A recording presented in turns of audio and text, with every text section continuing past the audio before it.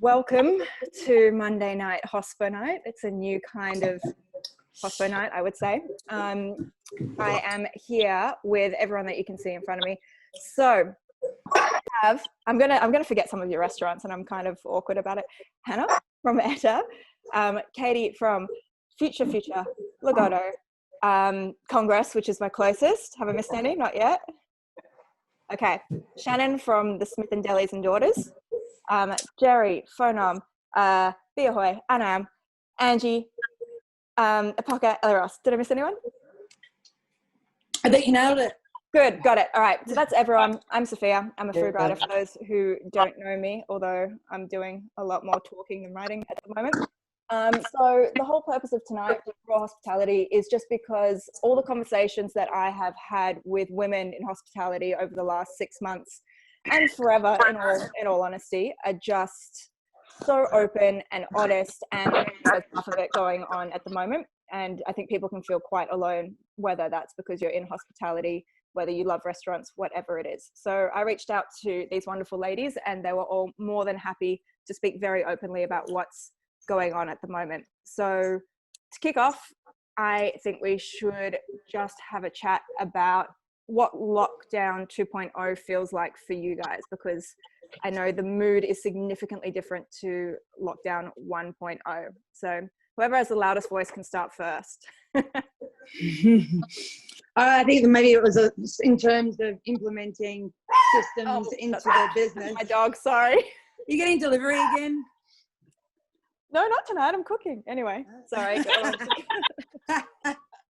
I think just in terms of implementing new systems, for takeaway or converting your shop into a grocery store or whatever it may be, that part was a lot easier this time around because, I'm using Mr. Yum for delivery, so that was already set up and ready to go. So that was pretty much just flicking on a switch again in terms of that tiny part of the whole situation. But I think for me, I was expecting it for sure. So it was kind of just day by day, just waiting for that bell to ring to be like, ding, ding, ding, ding, and we're off again. So it feels a little bit more draining this time. It's just like, yeah, fuck, all right, here we go again. But yeah, the implementing of the changeover was much easier. And Ange, I know you're very much customer facing, and you've been, doing coffees, and you've always been sort of front of house. You sort of have an understanding as well of what the consumers are saying, and that feeds back through to you. Do you want to tell us a little bit about that? Well, I thought it was interesting during this period with, I'm not a chef, so that kind of, that changes things for me. Like when a chef just organizes their menu, they go, right, this is what we're going to do. For me, it was like, okay, well, so I'm going to make amazing. And coffees, which I'm not really good at making coffee, but I learned very, very quickly.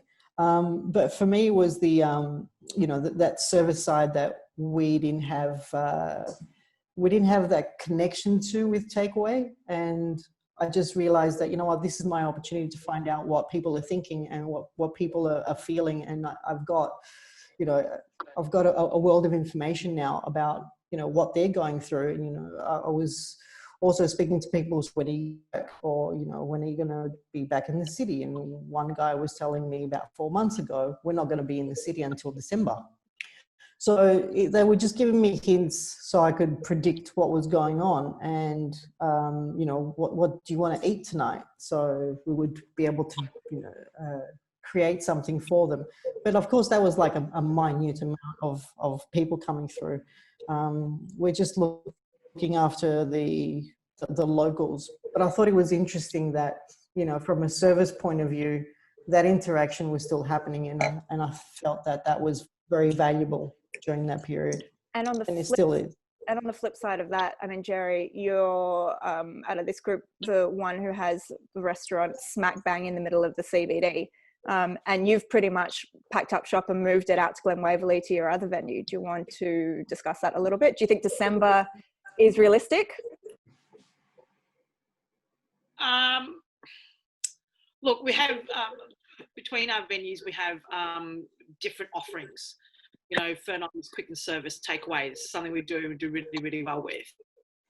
And then you got Fernom, who's, and I think like everybody else in this room is like, how do you package something that you deliver at the perfect temperature, the perfect crispiness, the perfect everything to a table? How the fuck do you put that in a takeaway container and then send it for 15, 20 minutes away, or if longer?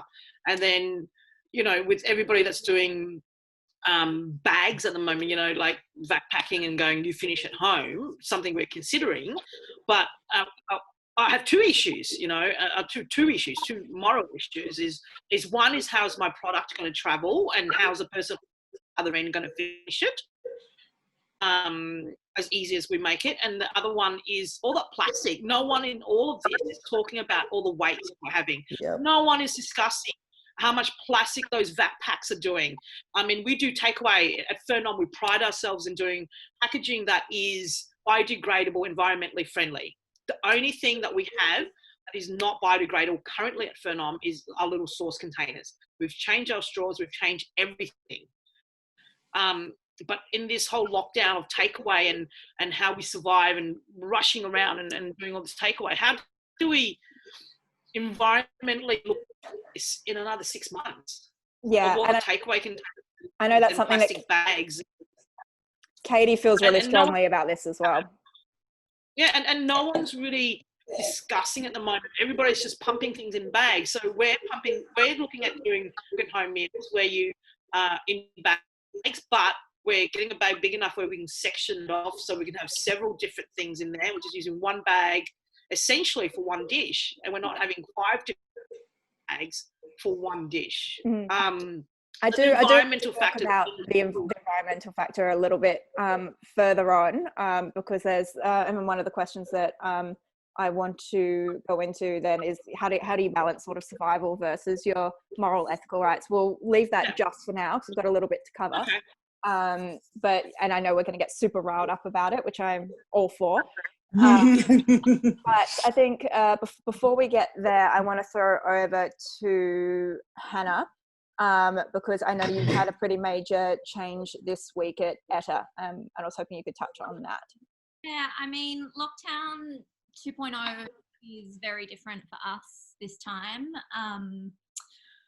We waited, we didn't open straight away. We were waiting for that kind of second round of reopenings, and waiting for like 50 packs to open the doors and just kind of wait to see what those first 2 weeks did. And it wasn't great. We ended up opening, and then after I think 4 days of operating, Brunswick West was locked down. So that is like a neighbouring suburb for us. So it was super, like, it just felt so different. Like it was really,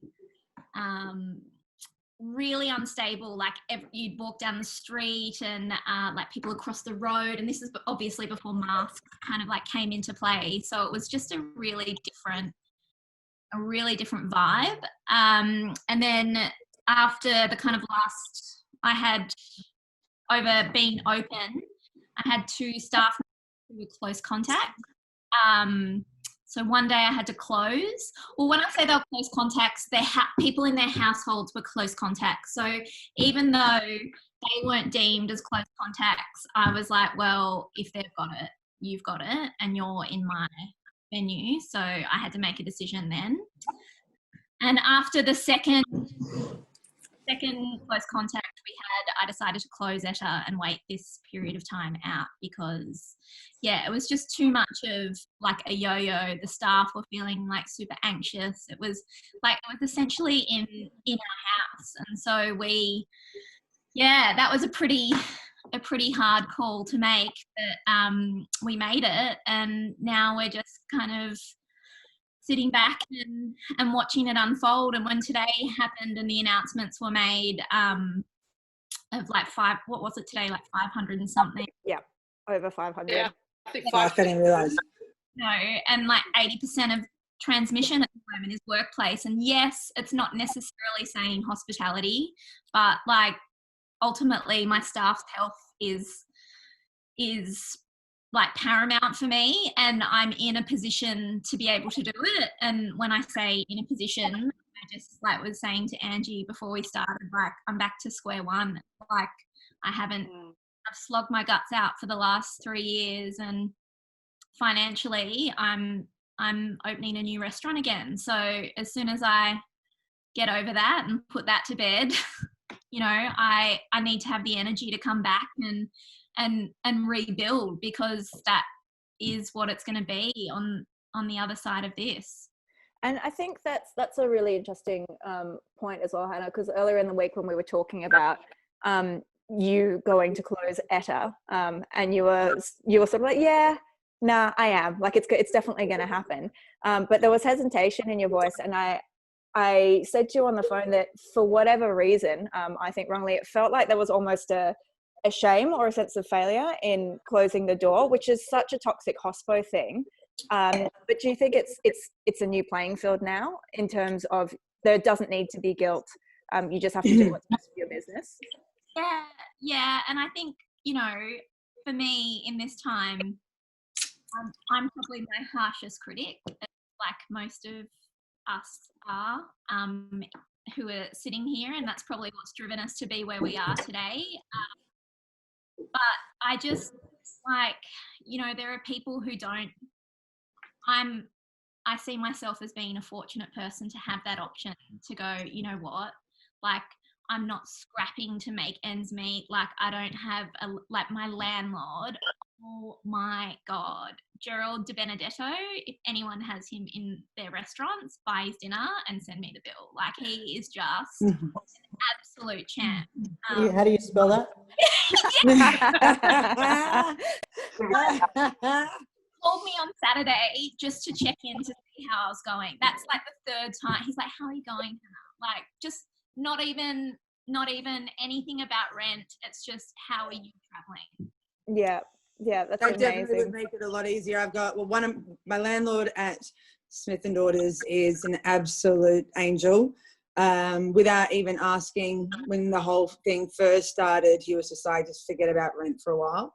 No questions, you know, that was really great. My other landlord, on the other hand, only recently decided to reduce the rent, and then proceeded to stand out the front of my deli taking photographs of customers lining up to get in, and then sending messages saying, yeah, it really looks like you guys are suffering. Not quite understanding that there was a line out the front because we were only allowed to have 3 to 4 people in the fucking shop at one time. So you've got this kind of, you know, I'm lucky with one, not so lucky with the other one. Like honestly, I don't know. I'm the only person on this panel who has one building, like one site, and like hats off to you. Like I don't know how you're doing it. Like I know how I feel, and I've got one venue. I don't know multiple. This is, I'm jumping ahead to a question that someone who's an operator who also has a single venue sent in. And I guess because some of you have closed venues now and some of you are staying open, is there a right way to close, whether that's temporarily or permanently? I mean, I think there are a lot of people out there at the moment who understand that maybe they're going to lose their investment, and they might want to just, you know, lessen that wound flowing rather than just putting a band-aid solution on. If that's the mindset that people are in, whether it's to close temporarily until it passes or permanently, and they do have a good landlord, is there a way to create an exit strategy? Any advice you have in terms of making sure that that's, you know, as painless as possible for something that is ultimately really painful? From my end, it's communication. Like communication is key. Like just get ahead of it. Don't let them, like even with the first round of lockdowns before I closed, I emailed all my suppliers saying, hey, look, I'm just waiting I'm waiting to talk to my accountant, because as you can imagine, like lockdown was announced and like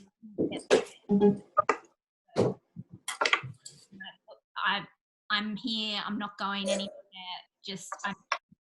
and I just think making sure that you're chatting with people. And even like this week we closed, I had bookings on the books. Well, I had bookings on the books. I had takeaway orders on the books.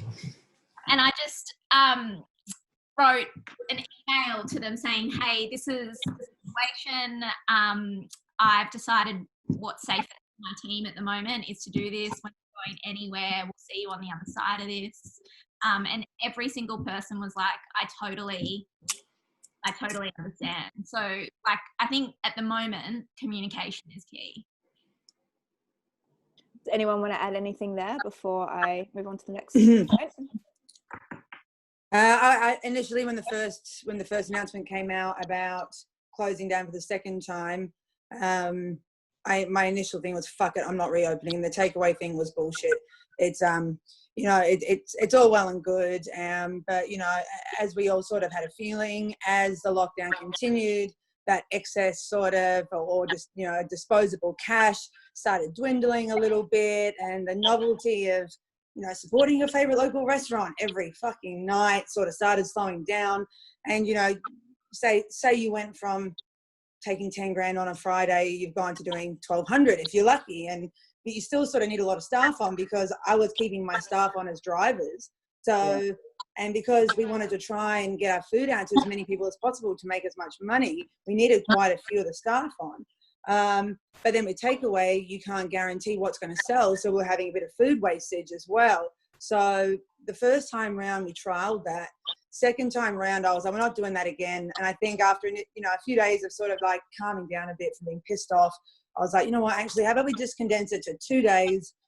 Friday and Saturday, we're doing these at-home meal kits. Put a little bit more love into it instead of just, like a little burger type thing in a container, and make it a bit more of an experience. And that's worked better for us this time around. But definitely, it's that's sort of been what's working for us. And we've been really lucky with the deli being a takeaway venue anyway, that the business model for that hasn't had to change any, except that we've added delivery. So thank God for the deli in terms of my business. Otherwise, I would be in a very, very bad situation. I mean, the restaurant's probably down about 80% or more, maybe, I guess. So if it wasn't for JobKeeper, we'd be totally done. But the deli is sort of keeping the rest of us afloat. So I'm super thankful that we have that, and really happy that we never put seats in it like all our customers wanted us to. For sure. Now, maybe we jump back to that environmental ethical responsibility question, because I know we're sort of venturing into takeaway territory now. And I know this is something that Katie raised when we were chatting earlier. Katie, how do you balance surviving with your morals, or don't you? Well, look, it's a real shift. We were all looking towards, it was all a focus on sustainability and looking towards the long-term health of ourselves and our planet, to literally just the survival of us. And it's really changed the way I feel constantly compromised on those ideals that I set with my business partner. Early 2020, we were discussing how we wanted to move, sort of change a lot of our practices, all of the to be more sustainable, and how we're going to balance out between profitability and moving to those practices and working with people who put an emphasis on as well to, survival. So I feel though it's no longer, COVID is going to be for some time. And whilst we reacted, there was use of plastics at the moment. It's a marathon, it's not a sprint, and we really need to take that from being an excuse as to what we're, some of those use of single-use plastics, chemical use and things like that, and start to put it back in our brand again. Cospo has always been a real champion of sustainability, and we kind of have to shift our focus short term and reach there again. The priority. So it sounds like the answer is you just have to sit with your discomfort for a little bit so that you can then be a leader in it when everything goes back to normal. Yeah, I don't think you can just use the wait until it's back to normal and we'll keep. I think this is something we need to focus on now, as was brought up before. Like, it can't be an excuse. We need to look at the packaging. We have to try and aspire to use biodegradable, how we can reduce waste, to use smaller bags or section off parts of bags. It's set to keep cups, obviously, ensuring that we're making the stuff keeping our customers and ourselves safe. But I don't think the current climate is an excuse to ignore our ideals, you know, like our focus on environment. It is, we're also responsible for adding to everyone is. But I think it's important that we read back and really consider that those were important before, and we need to make it important again.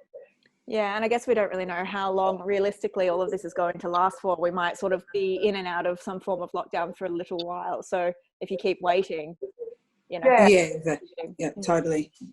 If I'm not sure if everyone knows, but I just found out the other day that there are compostable vac bags that are out there now, but they are about 20 times more expensive than the regular ones. That's the thing. But they do exist, you know, and I find it.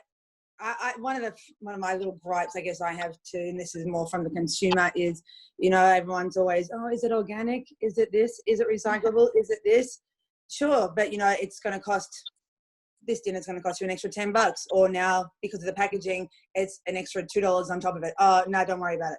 That's, you know, yeah. Actually, no, fuck it. Don't worry. I'll just take the other one. So I'm not sure whether we need to maybe, because, you know, incorporating packaging into our pricing is now definitely a huge part of what we're doing as well, because packaging ain't cheap at all. You know, and when you're doing a huge sack of food. Jerry's got something to say. Listen to her. I cut off her rant before. Floor's yours, Jerry. Shelley cuts me off all the time. Okay. She's used to it. But no, environmentally friendly packaging is quite expensive. You know, for us, by the time we put the meal into a box, into another packaging, into a bag, and then that gets delivered, I feel there's so much waste in some packing that's involved. I feel like, you know, Japanese love to put something in a small box, into a bigger box, into more bigger box, to a bag.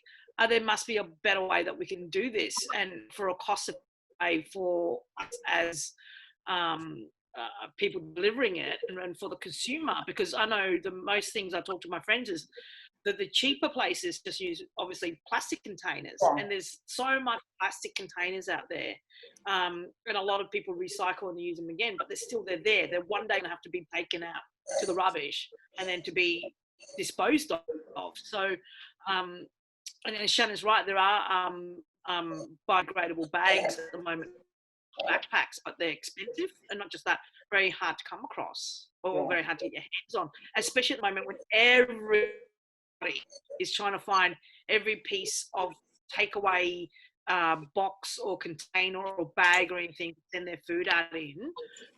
Everything's very hard. I mean, you know, Biopack is struggling to keep up with the demand. They're making a shitload of money though. Yeah, and I guess I don't even keep up with the demand. I think it's also that the consumer's not going to pay. So, as Shannon said, the cost is an added cost. And if there's a choice of picking the exact same dish for $13 versus the exact same $15 that is packaging like you are in just biodegradable packaging, and the consumer's choosing $13 more often than not. Oh yeah, 90% of the time for sure. Yeah, which is where it's tricky. That's where we. But that's all round. You know, originally when we had discussion was, originally when we were in this hospitality, it's like, will people pay $25 for a bowl of noodles over $25 for a bowl of pasta? Now is like, people don't want to pay more for more environmentally packaging. Then is it our responsibility to teach them that? It's there's things that we have to kind of balance the profitability of our business with what we consider core ideals to our business. So like have to wear the cost, and consumers catching up. But it's definitely something we need to actively go out and educate people on why we're doing this, why we're a little more expensive.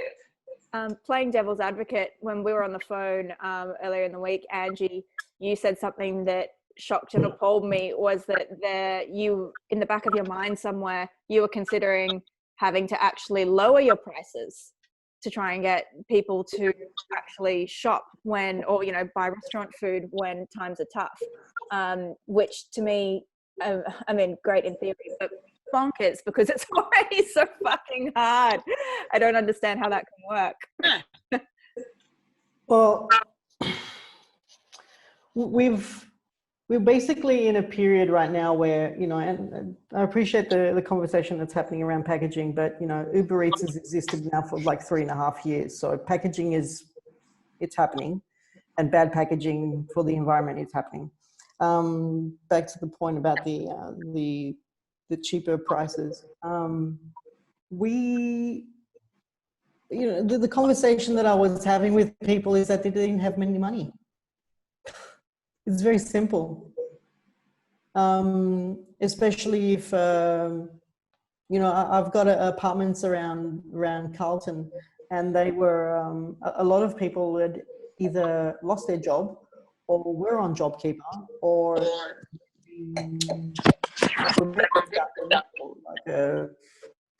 or they had a pay cut. And we all know that right now, this gone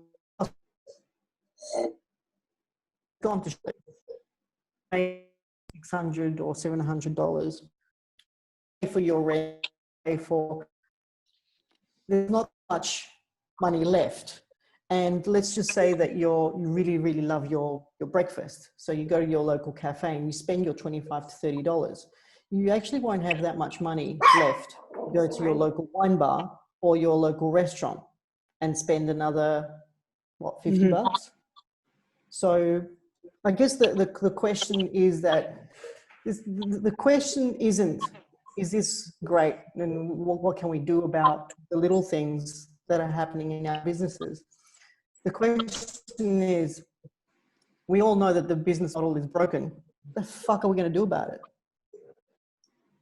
And I guess once we get out of this, as much as what we're doing is trying to survive, which is, you know, honorable, but it's also will be honorable to leave our businesses behind. Because what's about to happen in the next 3 or 4 months, it's not going to be pretty. So the good quality about what five women can do tonight, 6 women can do tonight, is talk about from our soul and from our hearts what we can do for our community, because it looks like the boys are doing fuck all. Yeah, on that, I believe the phrase you used was chest beating. Yes. I can chest beat, but it's too much. Yeah, no, there are things in the way that you don't want to go there. I have a question. So for Angie, like, I got to know you when I was like young and didn't really. You're still young, baby. Thank you. Praise, it's dim lighting. Oh dear. Strategic. But I mean, you, for me, epitomise Melbourne hospitality, and you're on the ground and you're like talking to people, and people go to like your restaurant because of you. And so, like, for me, what I think now is that's, you know, my strength that's going to get me through this is I can talk to people, and like, I'm exactly what you're saying.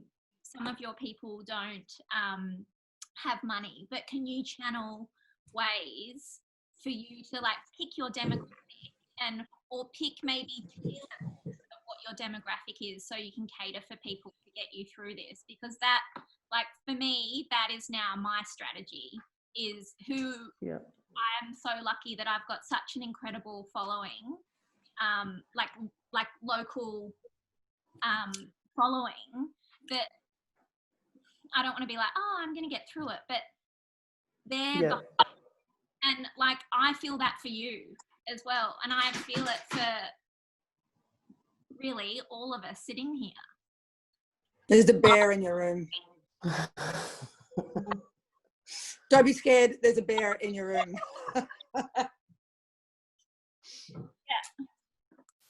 I think it's great what we give to our customers, but also our staff, and we're nurturers and we look after people. And I think that's That's the reason. That's my purpose anyway, and I'm sure that your purpose is the reason why we're in hospitality is because, you know, we get a kick out of looking after people, and that's all well and good. But after 18 weeks solidly working 80 hours a week, I'm done. Like the only reason why I still do it right now is for my staff. That's the only reason why we're open. If I had a choice, I wouldn't do it. I'm with you on that one. That's I'll be, interesting. That's interesting as well. I just want to interject because I think there, obviously, the reason all of you, you know, stay in it instead of, you know, throwing in the towel completely is to do with staff, and it is to do with your hospo family. But there are two different approaches among this group of how you look after your staff. Both involve, I guess, a degree of counseling and of motivating, whether that's to keep a workplace open so that people feel like they have a home to come to and habits that they know, and those sort of routines. And then the other way is what Hannah's doing now, only recently, which is saying, no, this is the only time you're going to take time off. I'm still going to be there for you, but we're not going to come into the restaurant anymore. So how do you look after your staff in the best possible way, balancing both mental and physical health in an industry that is traditionally pretty damaging for both? Well, like, I mean, this time round, I broke. And how can I lead a team if I'm broken? Like, I remember, you know, before I made the decision, I was lying in bed with my partner and like just crying, going, I'm not coping. I am not coping. And then I went in the next day and we were doing some stuff at work, and I was with two people who are my closest friends who I also, and I just sat there crying for hours. And it's the first time that I haven't actually been able to function. And I was like, there will be no business if I can't keep going on. So there is a point where I'm like, I need to look after myself as well. And I think you hit the nail on the head, Angie, is we're nurtured. It's like this industry is not everything you do, you give and you give. And like I get so much satisfaction out of it, but we're at this time where my tank is so depleted that it was a cost to my health.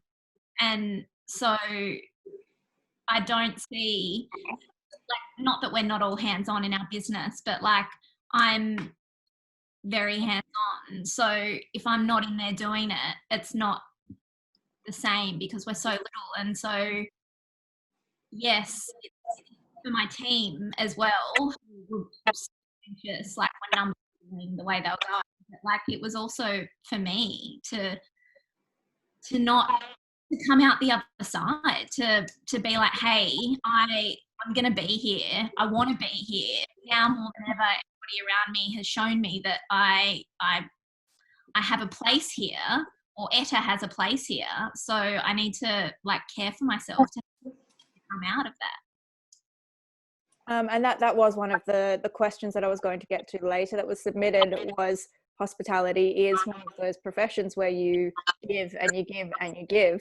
How do you make time for, or what do you do in terms of self-care? And it kind of feels like you don't. It's what I was going to say. It feels like you don't. And now people are sort of being forced to, because like Hannah said, if you don't, then you break yourself, and then what good are you to anyone? So is that something I imagine that COVID is sort of bringing to light in a way that needs to be really integrated into businesses the same way a business plan is? And I'm pretty sure, Katie, you were talking about this in passing. You've got something in place, or you're talking about putting something in place for this? Yeah, look, I don't think mental health has just appeared out of nowhere in COVID times. Like, you know, it's something that our industry or the community at large is struggling with and has struggled with. Before this, we had all members of our team from most senior to junior that have experienced mental health issues in some varying degree. I think it's just because of the isolation that this period brings. It's kind of making it, we're feeling it a little bit more, but it's certainly something that Steph and I and my business partner have spoken about a lot in 2020. This is, 2020 has kind of been thrown up in the air. All our plans and initiatives that we want to bring in have been put by the wayside, trying to deal with the keeping our business alive. But we knew that this year we really had to look at mental health in our businesses and what our role is there. It's traditionally seen as a private, personal matter, which is just insane and probably perpetuates a lot of the issues people are experiencing that cause it, like loneliness. But we feel that it's something that we're most of our team, 80, 70% of their time, rightly or wrongly, is spent with us, whether working or with us socially. So we have a duty of care to make sure that we're not just looking over their physical well-being, but also looking after their mental well-being. And it's something that we want to put an emphasis on. It's quite difficult. It is quite private, but it's really important that you're reaching out, and you can only do that through, communication and empathy as well. Just checking in, really making sure people are okay, and as much creating a positive work environment as you can in this kind of environment when there is no work environment in some cases. But mental health has been and will continue to be a problem, and it's an issue, and not a problem, that's the wrong word, but something that we all face, and we need to face together. And that is, we have a responsibility as people's employers to look after them. So, and that's where I think too, though, what happens here is and I 100% agree with you on that.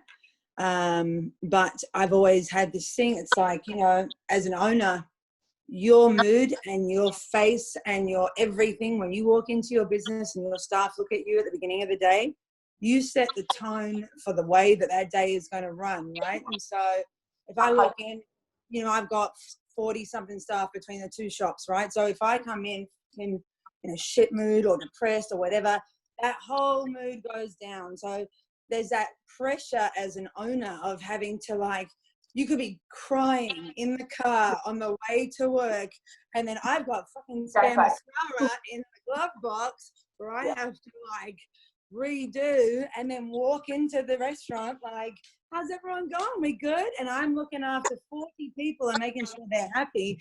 So it's while 100% it is so important that as owners we're looking after our staff's health and mental well-being, it's who the fuck's looking after us? 100%. We always put ourselves, I completely agree with you, always top down, you need to be positive, walk into the space. But meanwhile, you could be rocking in the corner. And it's something that Hannah and I were discussing. You do have to also look after your own mental health. And it's something that we as women and we in our industry always put last, if at all. So what do you do? Because you're all really practically, obviously good and caring at looking after your staff and checking in. And the practical, easy answer on how to do that is communication. So do any of you actively do anything for yourselves? Well, all I can say is don't do what I did, because oh no. It took someone from the outside to say to me, hey, I can see you're struggling. And it's the first time, and now that I've done it, I'm kind of 2 weeks past that period of time, that moment in time, and I put my hand up and I'm like, hey, I'm having a really hard time. And not that, oh God, I hope not really, I haven't really told my staff this at all, but but I guess feel shame for some reason. It's crazy. Yeah. Exactly what Shannon said. You set the tone. So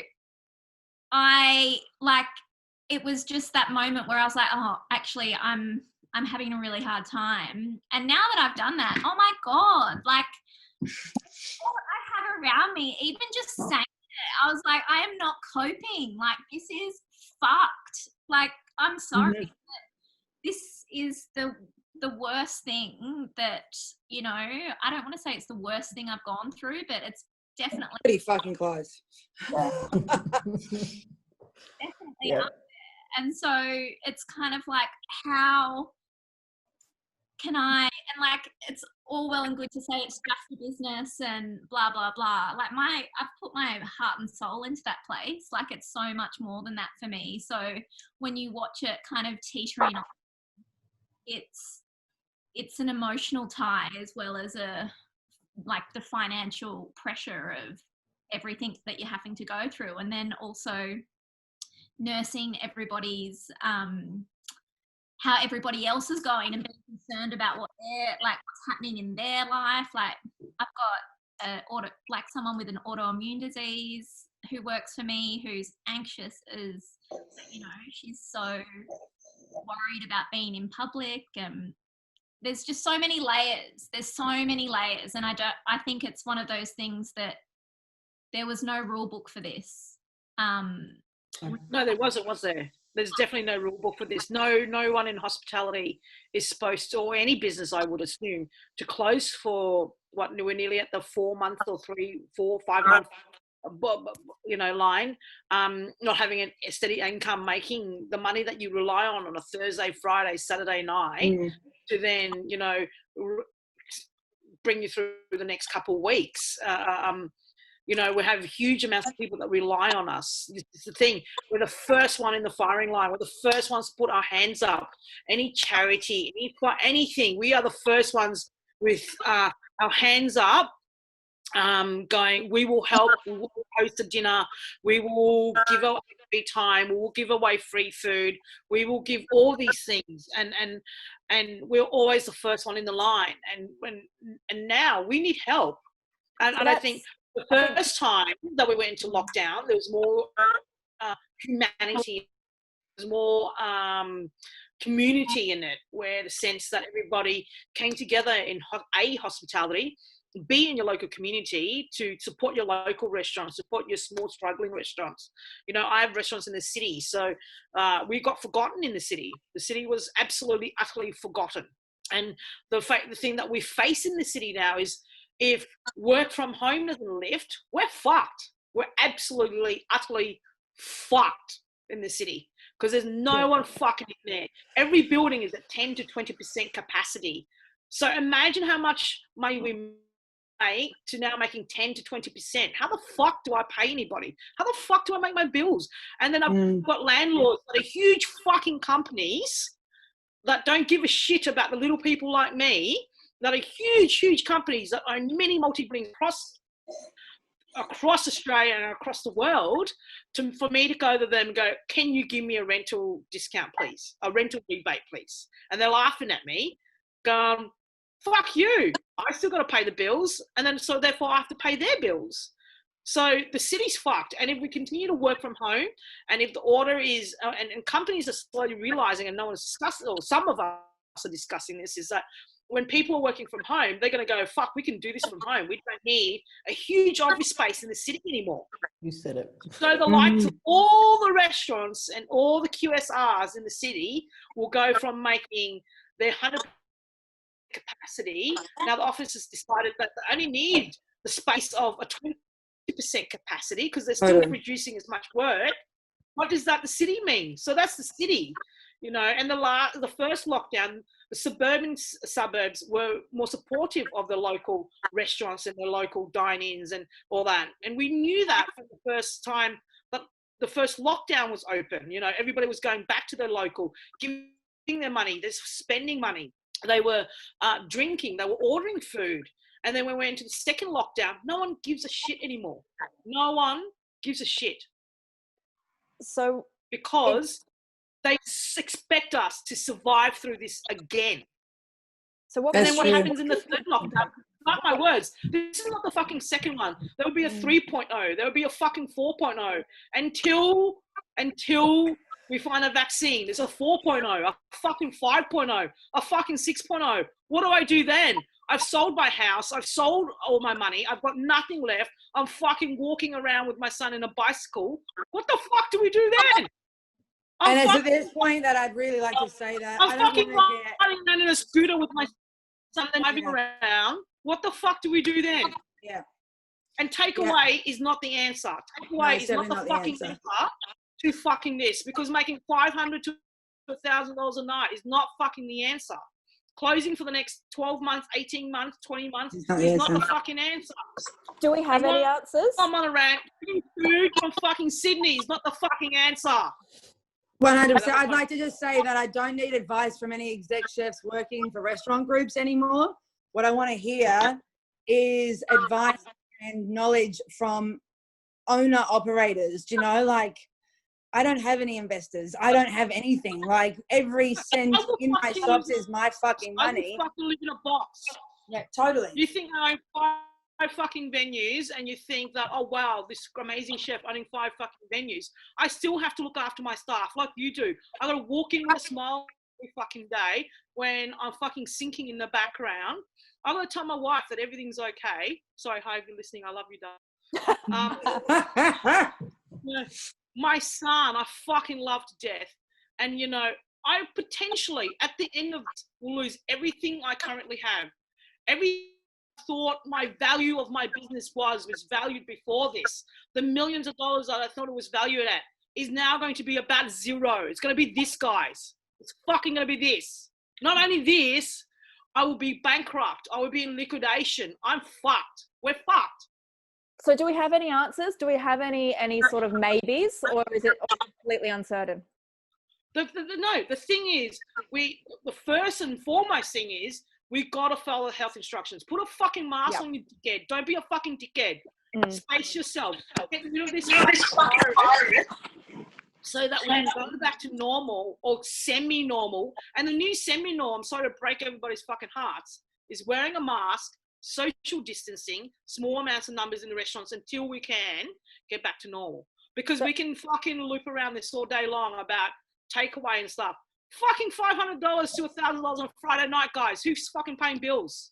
And that's something that someone that a few people asked actually as well is from the consumer perspective, beyond spending at restaurants, is there anything we can do as consumers? Like, what do restaurateurs, chefs, owner operators need from the people who help the businesses to run, i.e. the customers? What can we do?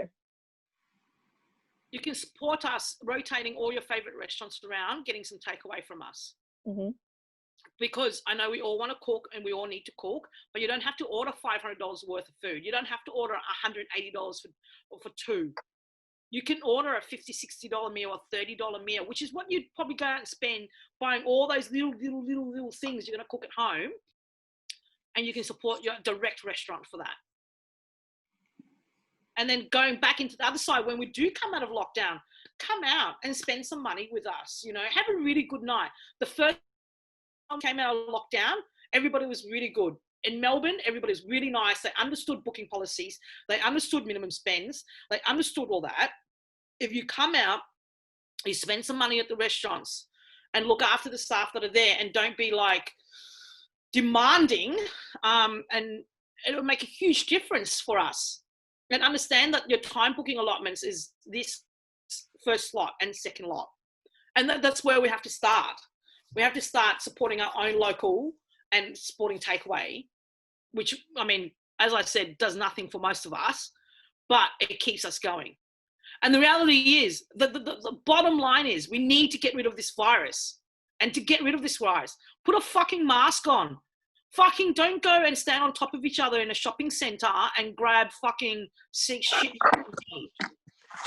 Yeah, we've lost Angie temporarily. Be responsible, because the reality of it now, the worst thing in hospitality for all of us sitting in this room is we don't get our Christmas trade and we don't get Christmas.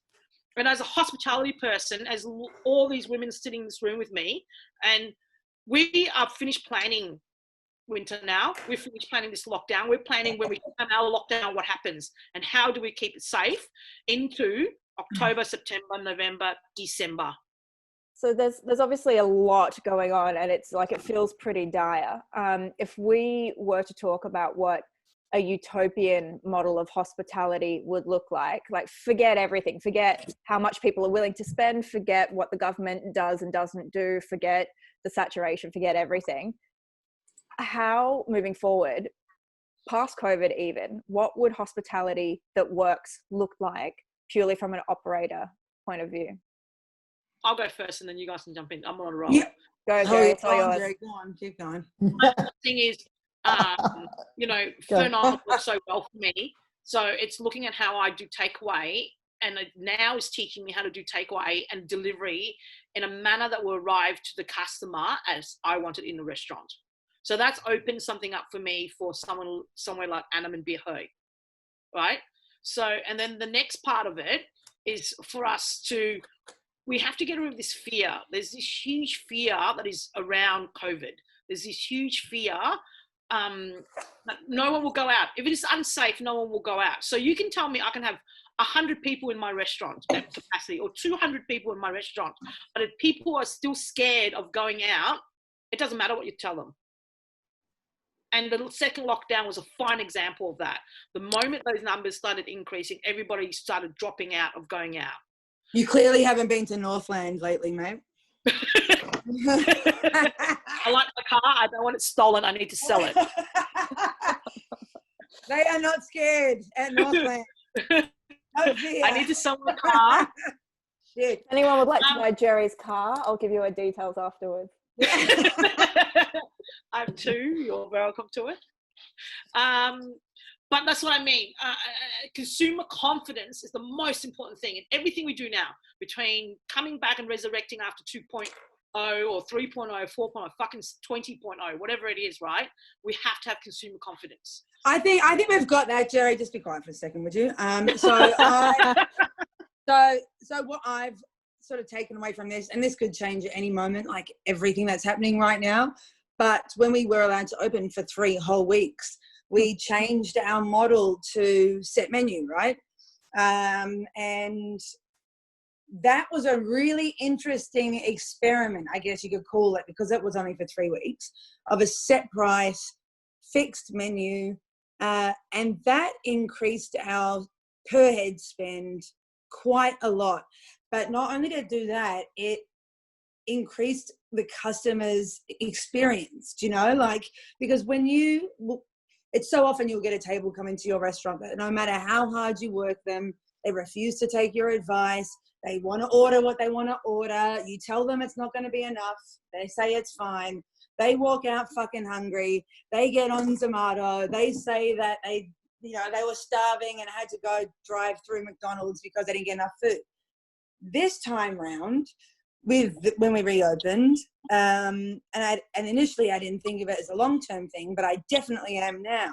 We did an $80 set menu where every customer, and I'm not sure if it's a WOG thing for me, but when I see people undo that top button at a table, 100%. I am so happy. So, at the end of a meal, they were sitting with their top button undone, so full, so content, so happy.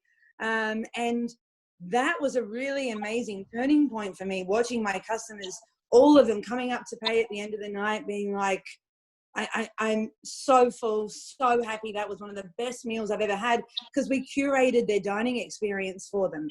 And I'm really hoping I can continue this after all this shit's happened. I'm not sure if that's going to work, but being able to curate their dining experience has not only helped me financially by upping the per head spend, but it's increased the experience for the customer, because who knows better than us of what's going to go with what, how to feed these people, what they should be drinking with it, because we're designing this whole experience. And so that was something really interesting I learned from the 3 weeks I was allowed to reopen. So I'm hoping that maybe this can continue forward. So it sounds like the control needs to be put back in the trust is probably a nicer word than control. Trust. Because ultimately the customer is mostly wrong and not always right. I mean, we're chefs. I mean, that's what we're food people. It's our job. I don't go into, call center and tell them how to sell whatever the fuck they're selling. Yeah, know? you just hang up on them, don't you? But it's interesting because I imagine, Shannon, you probably have a different customer to, say, Angie, who probably has people who come in and just want to like see her face and, you know, want you to wait on them sort of hand and foot, Totally. you know, make them feel I go special. in just to see Angie. Yeah. I'll go and see you. I'll go and see all of you guys. And that what's worked for Shannon. Yeah. Again, in turn, won't work for us. For Annam, for example, or Bihoe or Phenom, none of that will work. You know, at Bihoe, people come in and spend $30, $35 because they're shopping, they're getting the grocery, they eat, and they want to leave. Whereas Annam, this expectation, I'm a Little Burke Street, I'm a Vietnamese restaurant, I should be cheap and cheerful. I've had so many people come in and go, oh, you don't have sweet and sour pork. What am I doing here? I don't make these things up, guys. And you know, that's the problem, Jerry. Oh, see, that's the problem, you see. And so, you know, for us to dictate a menu at that price or dictate a set menu would be so difficult for us. So I was having a conversation with someone. I mean, so there's control and set menus and whatever else. Then there's also the potential for the government to step in, which they probably never will. What could the government do? Like in a perfect world where the government was listening to help the hospitality industry. Katie's nodding emphatically, so I'm going to throw it over to Katie. Look, there's so many things, and hindsight is, you know, I think our response as a whole, as a country and as a community has been fantastic. There's things that we could do better, things that we've done fantastically, but hindsight's a great thing. So overall, given these unforeseen times, I think that everyone's reacted pretty well. But to address something that was a problem before COVID, obviously it's not like our industry was in an amazing place beforehand. Totally. Like we're already struggling with a lot of issues prior to, and those have not gone away. And something like our wage issue was a huge problem, and it was a conversation that, you know, we were having with our peers. Hannah and I were constantly had with many other of those in our industry, and we were starting to have it with government, not necessarily having it with our guests, which I think is the other part of the equation that needs to be had. But I think this is not even about COVID. I think something that government could step in and do is really evaluate what hospitality is and what it means as an industry. And stop this country as a whole. I mean, fuck me. Hospitality is what drives this country. I mean, like, come on, we're known for this, you know, and our taxes are. Give us a break. I mean, people we employ. There's obviously what we bring. It's the flow-on effect that it brings to every other industry. So what can we do? Like, I mean, could you just put a $5 per head tax on everybody who dines in a restaurant? I think one of the things the government could do is look at wage reform, which is obviously controversial.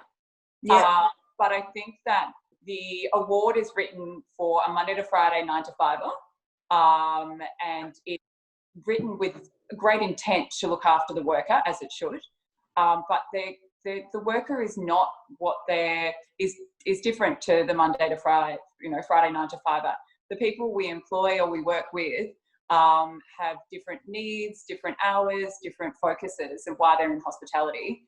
And many of the restrictions or regulations that are put in place with the Fair Work requirements are based around quite traditional working hours. But we're not all going to church on Sunday anymore, are we? You're certainly not, honey. No. A lot of I do work Sunday because it's the only day they can work. So the problem with some of these, the regulations, they've been put in place to protect our workers, which are perfect. But on the flip side, it's actually working against them because I choose not to open on Sundays at many of the venues. But then that means that, you know, a number of our team don't get the hours that they only do Sunday. So I think wage reform would be something the government could look at. And again, it's not as big business trying to screw the employee out of it. It's really considering who the employee is and writing an award that's around them, not around what we think it should be. especially when you're promoting Australia as a 24-hour But you know, country. the society has changed. The way we live, the way we shop, the way we do everything has totally changed. It's no longer Monday to Friday. Remember, you know, 10, 15, 20 years ago, you go to someone like Hobart or a small country town and it's only Monday to Friday, and Saturday, Sunday, everything was shut and there's nothing there. But you look at it now, they're open Saturday, Sunday. It's a booming industry. I think it's naive that the government thinks that the world functions on 9 to 5. I think it's very naive. Well, like, there's so many of our team, you know, people that want to be there during the day with their kids and then work night, partner can be there. By putting in those restrictions that make it prohibitive to be profitable as a business means we won't open hours, and therefore those hours don't become available. And all our, you know, on the weekend you put all your hours, your full time or your permanent part time, where the wages are fixed better. But it's correct, and I think it's so naive of government to think that the world functions only on Monday to Friday, 9 to 5. You look at every other industry like lawyers or stockbrokers or bankers. I don't work 9 to 5. They work 7 in the morning till 10, 12 at night. And they're taking the overtime from. Why are we on hospitality? Because those people, I know for a fact lawyers are still clicking over and charge after 5 o'clock. You know, the other thing that hasn't changed, though, the other thing that hasn't changed are your prices. Your prices, especially, I mean, forget sort of share set menus. But if you look at a set menu, if you look at an a la carte menu, prices for Remain have been the same for 20 years. No one wants to know how much you want to, you know, how much it really costs us to bring in a Wagyu or a ribeye, or, you know, all these cuts that people think that were cheap once upon a time are no longer cheap. And this is a conversation we've been having over and over again, like broken records for a long time. So long. But so again, what? Back to our original story. Do you order from the restaurant that charges you $13 for the pad thai, or the restaurant that charges you $18 for the pad thai? The $13 is plastic and fantastic, but you know, you got the staff correctly, maybe. Well, yeah, not just plastic and fantastic, but think about who's suffering for that $13 pad thai. It means they're starving. Yeah, and you know, the next time you walk into a dumpling house and you pay $10 for 12 dumplings, think about how that got to your table. Think about it. And then you got someone who charges, you know, $12 or $14 for 4 dumplings. Think about how that got to the table. So practically speaking, produce and delivery. Would you encourage a consumer then, your average consumer, to maybe eat out once or twice, or order in, whatever we're doing at the moment, less often, and spend more with businesses that they know are doing the right thing? Ethically. Sorry, I think a couple of people spoke at the same time then, and I heard none of you. I think that people who, you know, you need for yourself, you need to consider what is important to you, and actually then practice what you preach. So for us, we need to give as much information to our guests as we can, and then they need to make educated choices. If we need them to be aware of why we make those choices. And I think that's the good thing about COVID is now, I would never have these discussions with guests as to why I make business decisions. They're financial, you know, and for our team. And I would never have felt comfortable telling people that's why I make these business decisions. But COVID has kind of allowed us to be a little bit more brutal and say... Can you give some examples of that, Katie? Pardon? Can you give some examples of that, of the things you've been able to say to customers during COVID that you wish you could have always said? And the hours that they necessarily want. I'm open the hours that we can financially sustain. So we've got some pretty limited hours at one of our venues, which I know might disappoint a few people or, you know, piss people off or confuse them. But it's okay, I think, during this time to be able to say, I simply have to do what's best for the business's financial health and our team's health. Whilst we would never have said that. You never really, it's money, and making money in a restaurant is considered a dirty prospect. And now I that's so true. How fucked is that? We're, you know, forget we're a business. I think that's sort of forgotten because we're in the service industry and we're in the industry to nurturing people, that people forget that we are a business. And it is our industry too. That's the only industry that's kind of expected to give free shit away too. Do you know what I mean? Like, I don't go into Platypus shoes and buy a pair of sneakers and then like expect a free shot with it. Do you know? Like, it's really funny how like the industry with the least amount of margin a profit margin, is expected in a weird way to give the most for nothing. Do you know? It's like, people don't understand. They buy a bottle of wine from Dan Murphy's that costs them $12. Why the fuck am I paying $40 in a restaurant?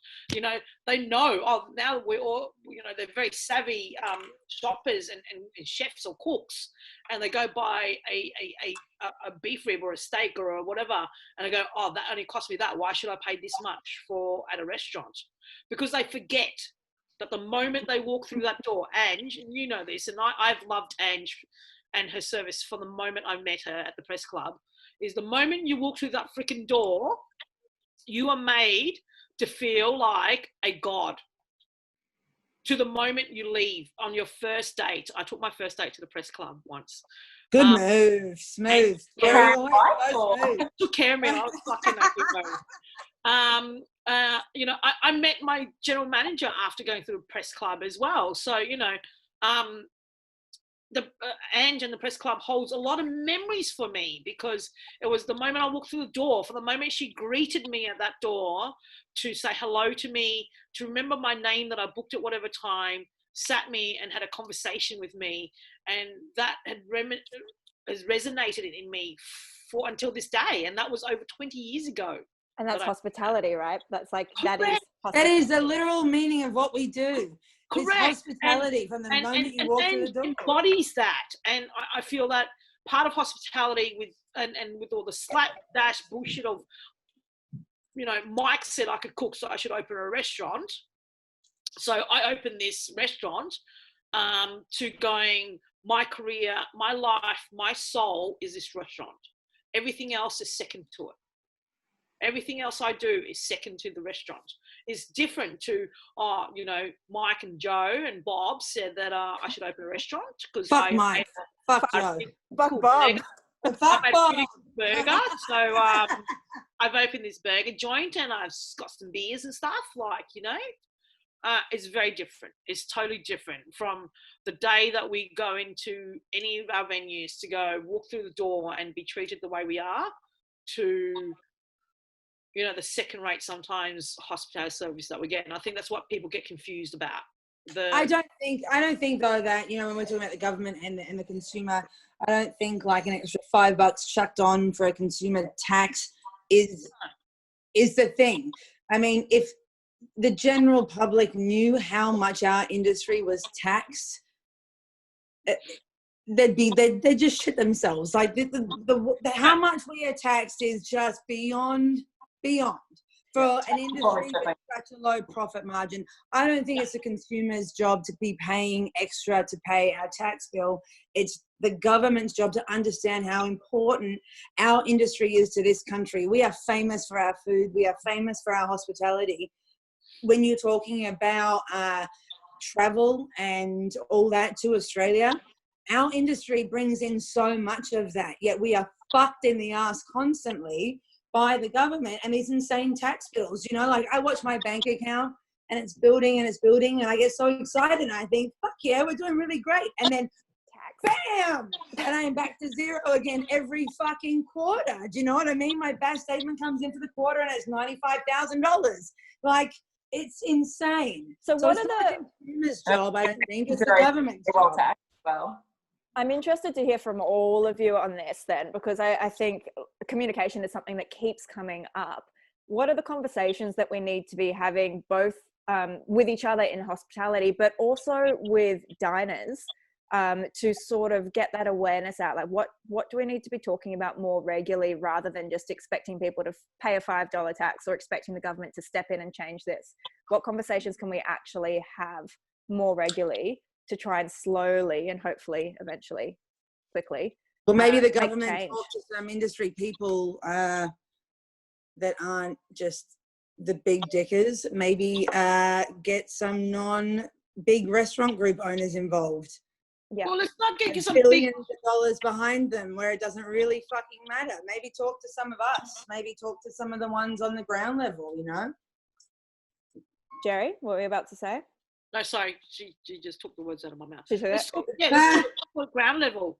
Let's talk to people that are not, you know, Maryvale, sorry. Don't say the M word. I was going to say Maryvale. I knew someone was going to do it.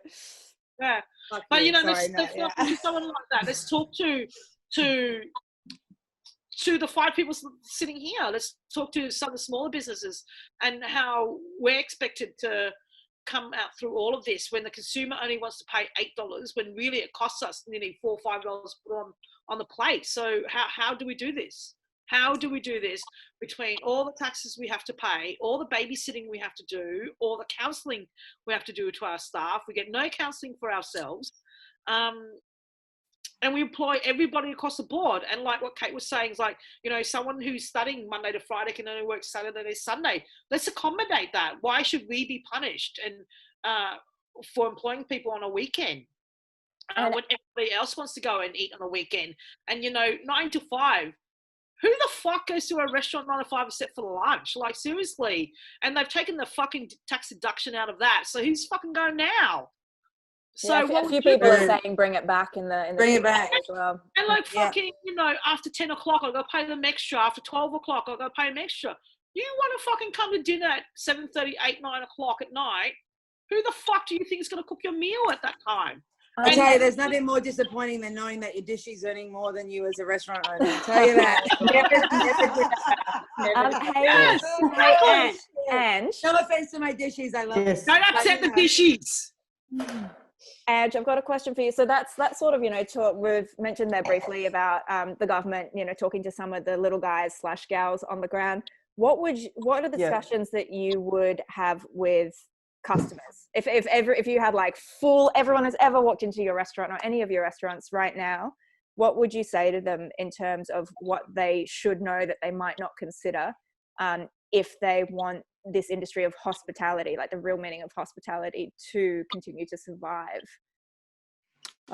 There was an article this year by Gabrielle Hamilton, the chef in New York, her restaurant Prune, and the article was about does anybody want my restaurant or to dine in my restaurant? And I think that's the question to the consumer. Do you want to have restaurants? And if you do, then there's a few things that we probably have to consider. And I don't think it's just a discussion to the consumer because they don't know and they've never understood. So why should they now? The restaurant industry has existed for a very long time, decades now. We've been going through the same issues with our business models. So it's not something for them, but we, from our point of view, we just want to know that you want us. And if you do want us, then we'll fight. And as far as our peers in the arena, it would be probably a good thing for all of us to unify and have a voice. Our hospo voice, not the hospo voice that exists. Definitely not hospo voice. Yeah. It's that word is ours, not anybody else's. Correct. So that's another thing. And also like transparency. So everybody knows what this industry is because everybody knows what the accountants do and what the lawyers do and what the plumbers do. The restaurant industry is like this cloaked area that no one knows anything about. And we do have a purpose in our industry. The reason why we're in restaurants is because of the love of food or the love of wine or looking after someone. We do have a reason for existing. I just did this while you guys were like talking. These are my points. You see, Jerry? Do you see how much you talk? I love it. These are my points. All right. Can you please send me a photo of that? I have to go to the bathroom. I'll be back. You're allowed. That's I can hold on. Yes, please. So one of the things that I to the group, I think it's quite important to get across is that we need to be regulated. We need to be classified. The talking about the packaging and sustainability and all those things that are costly and we believe in. People should know that that's those actions, those moral and ethical actions that we take we pay for, but also you vote with your feet when you support us. So if you don't want to support something like that, you know where to go, but you don't now. So, you know, if Jerry, Kate, or Hannah, or, you know, Martinez turns around and says, right, I'm going to have organic everything, and I'm going to go green everywhere, who can prove that? And, you know, how do they put up their prices? And when they do put up their prices and customers don't come because people think that they're expensive, how are you going to know? So regulation is very important. Grading of restaurants, classification of restaurants. If you're a shitty restaurant and, you know, you're busy, great, amazing. But at least let customers know that, yes, you've got shitty product, but you're still paying your staff properly. So how do we do that? And I just read a 16-page paper research thing that Ange has written, and I won't go too much into depth because it's a fairly complicated sort of theory for most people. But I know Ange is a believer of blockchain, which is a scary word for a lot of people because it's related to cryptocurrency. But from as I understand it, Ange, and maybe you can enlighten a little bit, it's all about traceability and accountability. So, you know, that would be a way to tell if your product is actually organic and, you know, which farmer it comes from. And that's all very, very linked, and you can't really fuck with it, is the main thing about blockchain. Well, it also involves all business entities. It basically, I would know what's going on in everybody's books. Yeah. And they would know what's going on in mine. And the government would understand who's taking care of their customers and who's taking care of their staff. No fair work scandals, regulation, everybody's paying their taxes.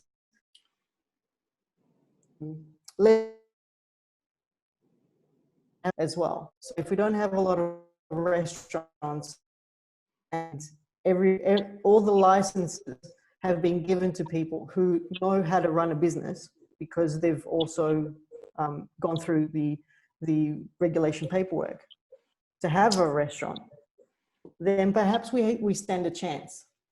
But we're going back into the same model that we had before once we open up. And there's a good chance that there's going to be some collateral damage after this. So what does the next year look like? I mean, if it's pretty hard to predict anything at the moment, but what's your best bet? Where would you put your money, or your lack of? Go on. I don't have an answer for that. That's an answer in itself. Yeah.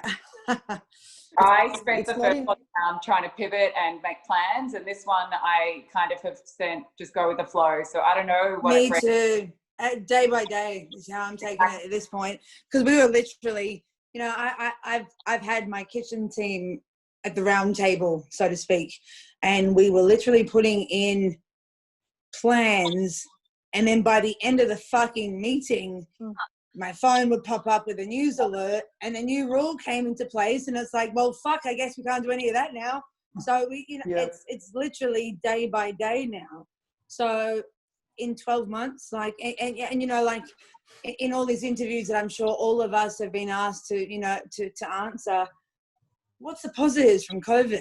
Fuck you for asking me that question in the first place. There is no positives from COVID. It's fucked us, you know, like it's not good. My business is not better off in any way for it. And to say I've had to get more creative, I'm creative every day running my business. Hospitality is creativity. That's what we do. You know, I don't need to be more creative right now. That's what I don't need to try harder. I try harder every day. We all try harder every day to try and figure out how I can make a better profit margin than 4% or some shit. Do you know what I mean? Like, it's just, I agree with you. I'm taking it day by day now. 12 months time, I'm not even fucking thinking there at this point. I think the first time around was pivot, and like changing your business, changing your model, going from a restaurant to a grocery, to a bottle shop, to whatever it was. I think this time round, we're going to wait. I'm waiting it out. I'm doing takeaway. I'm offering what to keep my brands alive, to keep my brands in front of mind, to keep my brands going. But the moment it's just about, and without JobKeeper, they would have all shut down. I would have. Oh, without JobKeeper, we're fucked. Without JobKeeper, I would have just closed it all down and waited it out. Closed all my bank accounts. You know, the first conversation with suppliers were like, please be patient. We're working it out. We're working out. Please be patient. Communication. And this time I found that suppliers are less patient and the less... well, now you're on 7-day terms as opposed to... Well, or COD. Or whatever it is. You know, the first time round is like, we're here to help you. We'll wait. We're here to help you. We'll give you a discount if you pay X amount or whatever. Now cash on delivery. Now it's like but isn't that also telling all... Sorry? Isn't that also telling us that we need to change this? The system, because, you mean how it works? Because they're going to be Yeah. holding us over the coals right now. So if we don't reimagine what the restaurant looks like, someone else is going to do it for us. Or we don't exist. How do we reimagine this? How do we reimagine this to look like? A 7-day account? Asian in me always likes to pay when I go and have a 7-day account. But, you know, the other restaurateur side of me is like, I love the cash flow that I can rotate shit around. So that's a safety net, you know, that's an indication of a system that's broken, being able to shift your cash into one area and then out of another, because you have to balance it and make sure that people get paid at certain times. My question to you is that if I'm making enough money and rolling in the dirt like, you know, Scrooge McDuck, why do I need to freaking like balance my money around? Because everybody thinks the perception that restaurateurs are running around in money and Scrooge McDuck and, you know, points and money and my jewelry. Why the fuck am I balancing money? Why do I continue to rotate all this? Can I also ask, just to clarify something, just for my own good, right? So the JobKeeper, I mean, I understand Scrooge McDuck's jewelry, I get that. But JobKeeper now is still equal for all states, yeah? Yes. Okay. So what are you doing, Hannah? Well, I'm just wondering, so when you have other states that are now allowed to have 100 packs at the restaurant, still getting the JobKeeper at $1,500 a fortnight. And sending takeaway to Melbourne. No, don't. That's not even. That's not even. Oh, that's a whole other session. Melbourne. Guys, come on. I just mean like in terms of government situation, it's like you've got your JobKeeper happening, which, you know, is so essential. But as the states start opening up individually, you have South Australia opening up now, being able to do whatever they're doing, Sydney, Queensland, Melbourne, and Victoria. Now we're not allowed to open, but the incentive from the government with JobKeeper is still equal. So I feel like now, you know, with the changeover and, you know, it's getting extended to up till, what is it, October and then till March or whatever it is.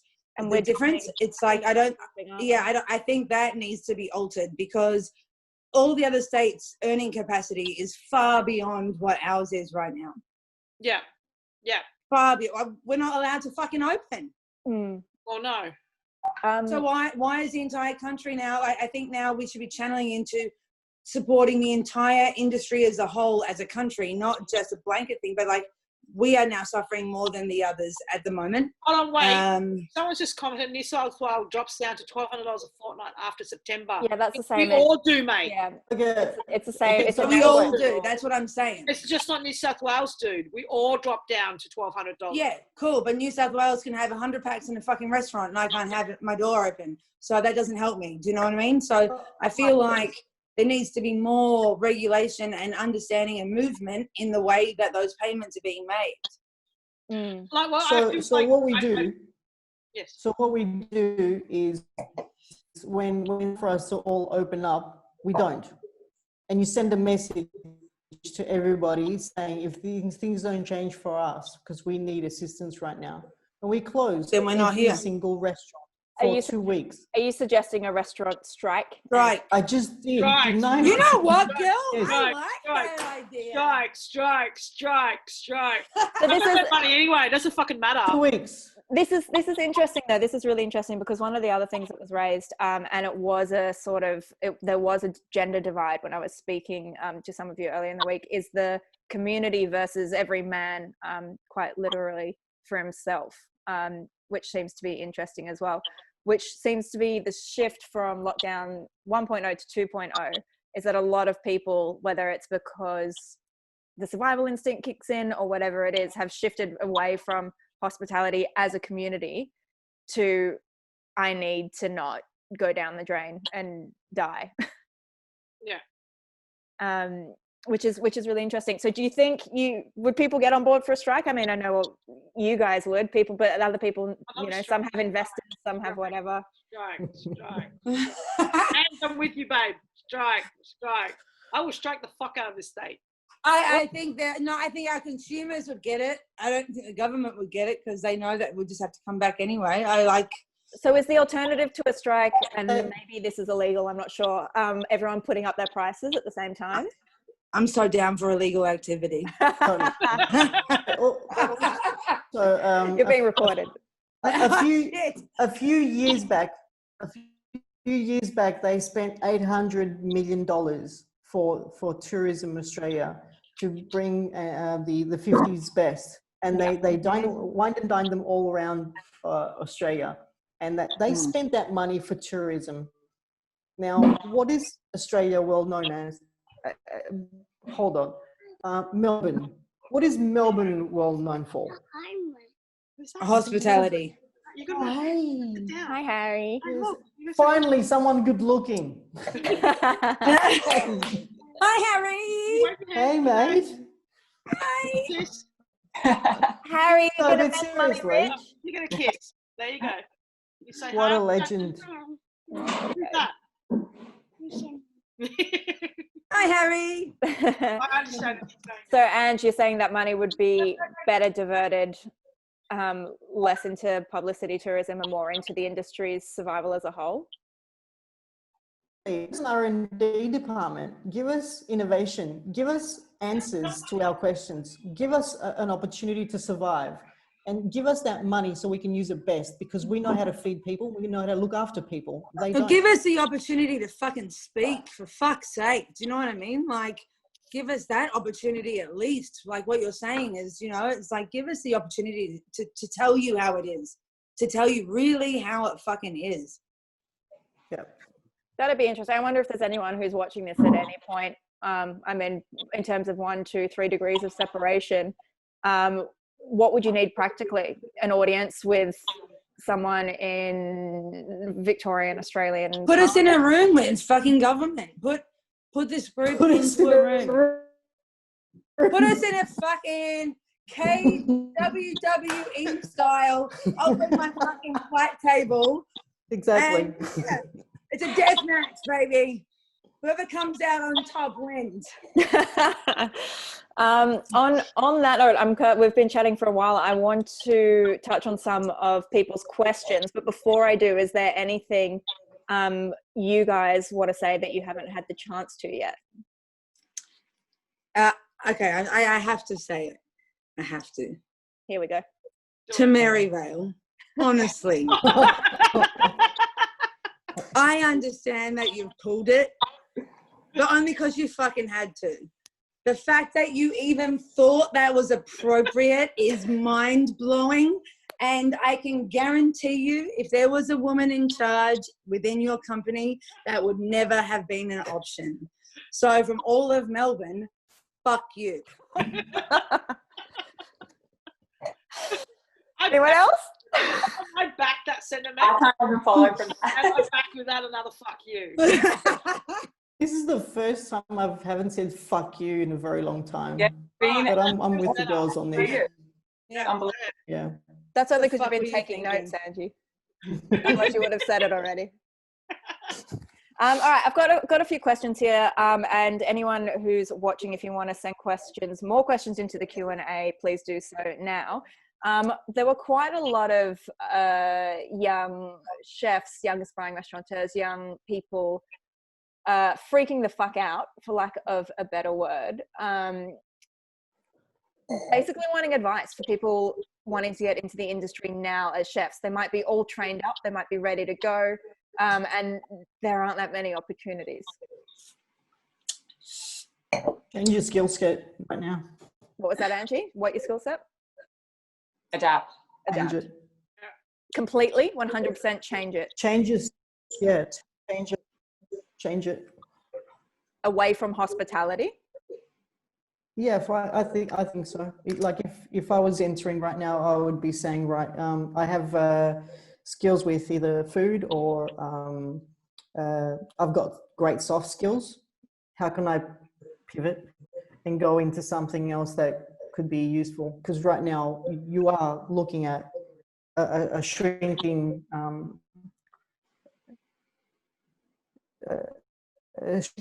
environment. Just being That is so realistically. sad to hear, though. Do you know, that is so fucking sad. Like, I'm not saying that you're wrong, but it's like, if I was told that at 16 when, you know, I started my apprenticeships, like, Not the focus right time. Like, I know, and that's the tragic whole fucking thing about this situation.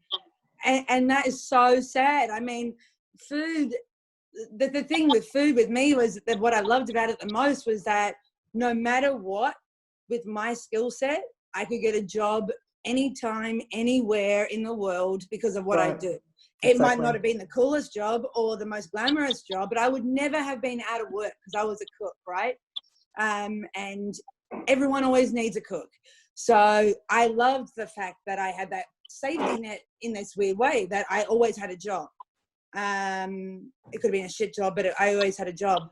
So to hear that, and it is quite true, what you're saying is tragic, because hospo has been that industry for the misfits and for the people that didn't have another place somewhere else, you know, that they were a fuck up when they were a kid, but hospo fucking hugged you and brought you in, you know, and not all of us that were the fuck ups have another place to be. Hospo is the place where we live, you know, and it's sad to think that we have to think of another option. But that seems to be the change, right? Because I doubt anybody in the hospitality industry ever goes into the restaurant industry thinking, fuck yeah, return on investment is so high. This is going to be my way out, right? I'm sure everyone that watched MasterChef thinks that's the answer. But yeah. So you go into it because you love it, or family, or hospo family, or you don't have another family, or whatever else it is. But it seems like now what's changed is that pool has shrunk. So there's less room for more people to have that experience because it was never about ROI. So I mean, if you've got a young, I mean, there were young chefs, for example, reaching out, asking if there was the possibility of being mentored. And my gut feeling is you're standing down staff out of necessity or trying to keep on the ones that you have. It doesn't feel like there's room for new talent right now. I've never had more inbox. My unread DM, you know the message request folder. Fuck, man, it is just like, I think I'm, you know, when you get 99 plus on the message requests, that's where I'm at right now, and it is just people that would never have been interested in, especially for me having vegan businesses. I've always struggled getting qualified chefs or professional chefs to want to do vegan food. Now I have the pick of the litter. Do you know what I mean? And this is the first time ever for me that people want, that are gagging just for work. And it's sad that I just can't give it to them. But you know, the one thing for chefs is, like, I remember when I was young, which was only yesterday, that we would... Oh, Jerry, hold on, Jerry, was it your fucking birthday yesterday? Happy birthday, Jerry. But, you know, it's such a huge, it's such a accepted concept in Europe, staging, working here and there. You know, half the huge places work under staging. I remember when I was in London, I worked in a Japanese restaurant, and I had to stage in my own restaurant because it was a different section to where I wanted to work, and I wanted to learn a different skill. And that was coming in on my days off, or coming in on the mornings or the nights that I wasn't working, to learn a separate skill that I wasn't being taught at the time. And I think if you are serious about your craft, if you're serious about the industry, and the passionate people sitting in this panel, they've all worked their guts out day, night, day, and not calculated, oh, but I worked I worked 35 hours or instead of or whatever. Babe, you're opening the black book. Let's not go there. Those are but staging. I really Let's believe not go there. staging. That's a whole different fucking topic. Let's No, but I not think go there. staging, if you're serious about your craft, staging, because the hours in every restaurant now are very short and very consolidated. Yeah, but we got no hours right now. There's no room for staging now. There's no stage. We can't even stage if they wanted to. I'll take a stage. Oh, there you I'm go. talking right now, Jerry. Jerry will take him right now. Anybody who wants to learn Vietnamese food, because I had a resume come into me once and asked what cuisine is it, and we said Vietnamese, and the resume replied back, so shit food. I don't fucking make this shit up, guys. You shouldn't, but I mean, I've had shit Vietnamese food before. Jerry, I'm sorry, I have had shit Vietnamese food before. But you know what I mean? I bet you've had shit vegan food too. That was a reply. 100%, yes. That was a reply to someone who applied for a job at one of my venues. Nuts. What cuisine is this? And it's like, so lazy, didn't even quite find out what. Oh, I thought unknown was Italian for delicious. Sorry. Jerry, maybe another question for you from someone, because your son was just sitting on your lap. How do you balance career with family? I'm very lucky. I don't have a penis in my relationship. Mm-hmm. So there's no perception that one of us has to be at work and one of us has to be home. It's just happened that at the beginning of Harry's life, Eliza was home and I was working.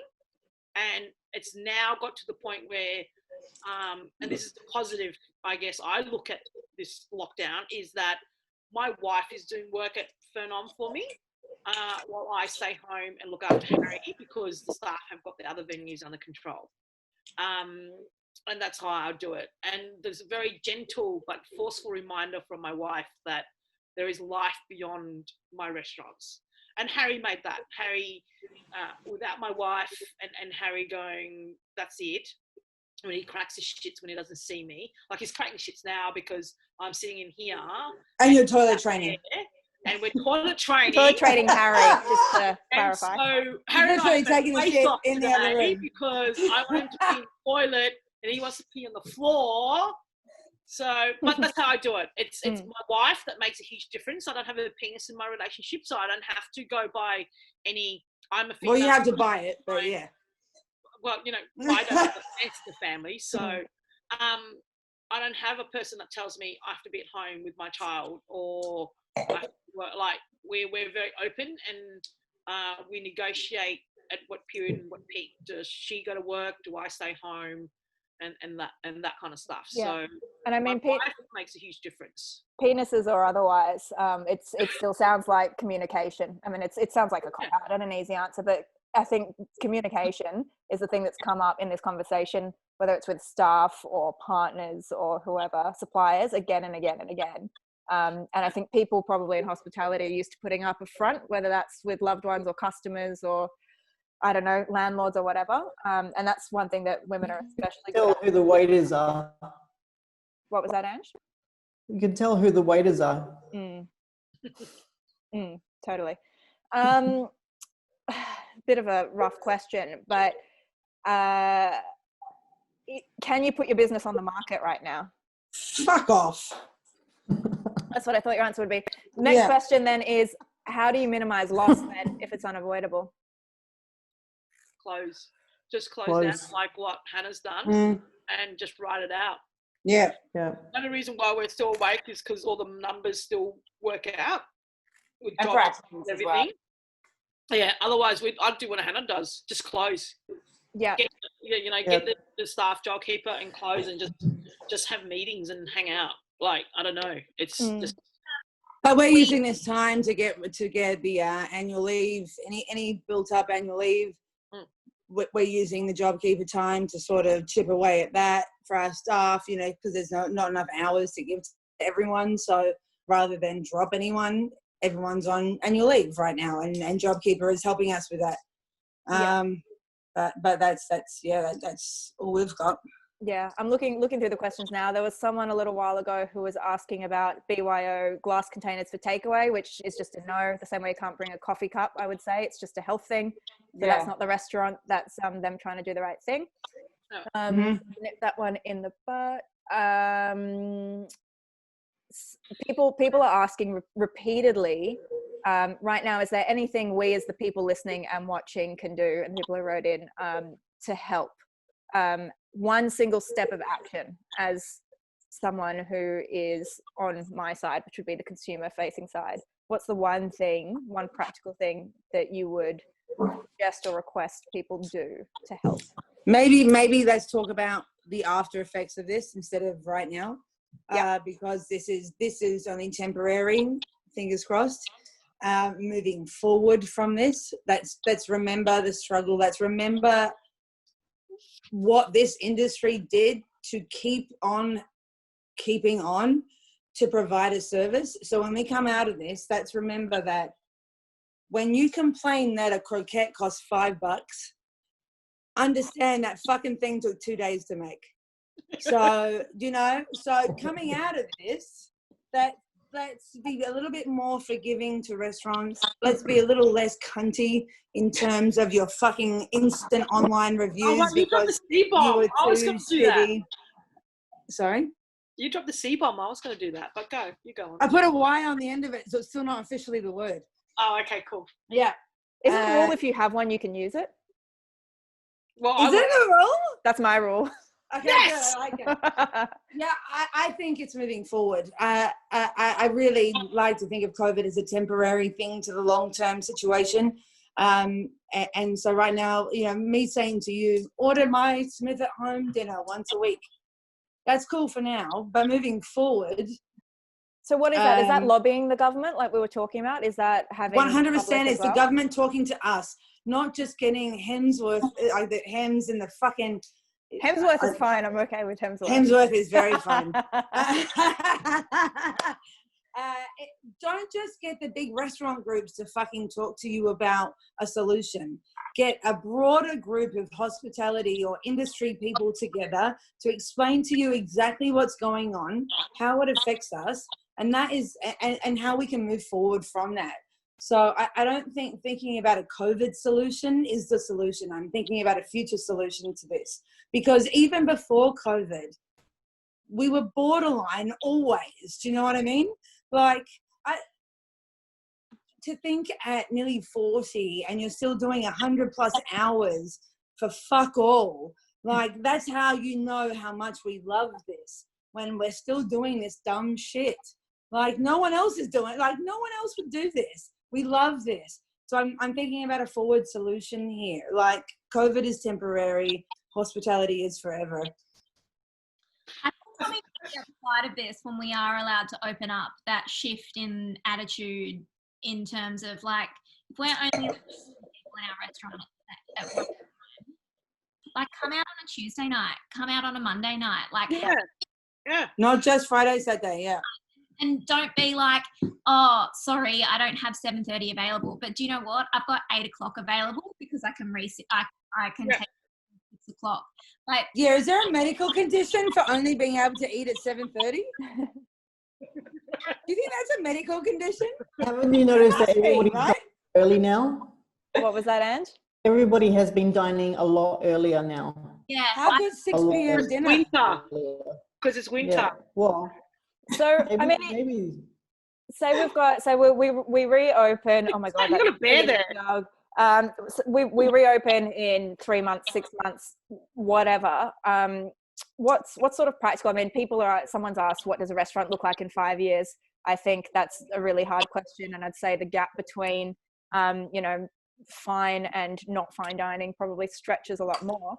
But is it things like there are set times, there are set menus, whatever else? Like, what do you think is ideal for you guys? I think we had, like, when we reopened, we put a minimum spend per day. Yeah. And, like, that is just so, like, the antithesis of Oh, mate, agreed. like what to do. But the thing is, and like it wasn't even much. It was $85.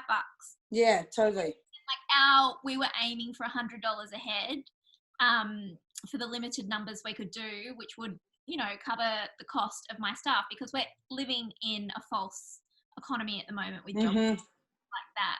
It's not reality. Like we need to try and get back to that point of not having, if we're going to survive this, if we're going to come out the other side, like we need to be operating as if we don't have JobKeeper to survive. And the amount of people, $85. I was like, are you kidding me? For what you get when you walk in the door? Okay, that's fine. Do you remember how much you just paid for that bag before you came into my restaurant? Yeah, exactly. How about we think about that? The Chanel bag, right? Yes. The Birka bag. God knows it's cheaper. I think what we're looking at is how we've pivoted through all this and our lessons in this. So first, we touched on takeaway. So how we made takeaway work between the hot food that arrives at your door and the finish yourself meals at home. So I don't want that to work, though. I'm not even thinking about it. Yeah, but the question, when you guys... As part of our business, I think we have to start looking at as part of a business model. No, I don't want that. Not me. Do people want it? Do you want it? No, I don't want it. Hold on. No, not you guys. Your customers. In between lockdowns, how much did your takeaway delivery trade drop? It dropped abysmally. So if you're open, Right. You're open, does that mean takeaway dies in the arse again? If you can have yes. So once we takeaway dies in the arse again, but I really believe that's at some point this finish at home meal, because sometimes I don't want to go out. I want to stay in my fucking pajamas and stay home and make a couple little dishes that I can finish at home and not have to go out. I have a kid. I sometimes don't want to go out because Harry eats. You never want to go out, Jerry. You boring motherfucker. It's because you always ask me out. The whole, I have to eat at 5 o'clock. So sometimes I want to cook my wife a really nice meal, but it's not something I normally cook. A finish at home meal would really work for me. So that's something we're looking moving forward. Okay. But don't forget, it's not just the finish at home meal through our venue. What other avenues can we sell this through? A lot of supermarkets are, you know, taking Tonka curries and Tipo 00 pasta. Away from this whole lockdown. Yeah. And the next is how we're going to give our customers the experience, the old school experience that I remembered, like Angie gave me 20 years ago. Not the here's your menu, what do you want? Thanks very much. See you later. And that's going to separate us between the hospitality of love and the hospitality because Franco told me to open a restaurant because I made a nice suva. Who's Franco? So it sounds like the middle hospitality sounds like the bit that's gonna fall out of the bottom. I don't know. But when you just said Tonka, right? So I was just at Toscano's today at Big Gardens. Yep. Right. So they had the big fridge. I'm not listening to you, Jerry. So I had the big fridge, and I had 1,000 options in front of me. Yeah. I know Tonka. I know how good their food is. I know that, right? Yeah. But they had... You know? Huh? All right. Stop heckling, Jerry. Yeah. So I had all the meals in front of me, from $12 that served 2 people, all the way to Tonka, to Grossi, to whatever. And it was amazing seeing all these meals there. But if I was a general consumer that may not particularly be the foodie type, I'm not buying the Tonka veggie dish that serves 2 for $40 before the $12 one. Do you know what I mean? Yeah. That's the reality of this. That's not going to happen. So I would buy the Tonka one because I know how good that's going to fucking be. But I'm not the masses. So I don't think that's a long-term solution. Are those masses that will buy Tonka? Speaking of masses, but from the other side of it, someone asked controversially if you think there should be a different set of rules or taxes for large hospitality groups, maybe more concessions for small owners and operators. No. Well, no, that is going saying the same line of why Apple pays $1 tax in this fucking country to, like, no, we should all be treated the same, but we should all be looked at of how this industry really works. And going back to this industry, it's naive for government to think that this industry works Monday to Friday, 9 to 5. So I got something on the stove. 1 sec. Of course she does. What are you This making? is cooking. Can I have some? Someone else says Victoria, Fiona Patton of the Reason Party will most likely lobby the Victorian government for hospitality wage and structural changes. Ethan wants to know what model and make and how much is your car and how much you're asking for it.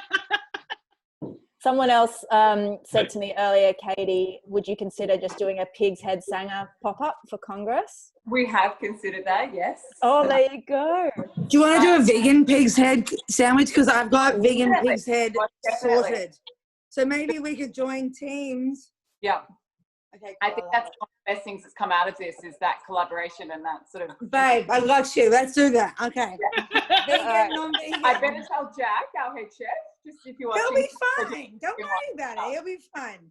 So I think what we've established is Jerry's car is for sale. And there might be. Is it the shit one? Are you selling the shit one that doesn't work? There might be. Sell my car.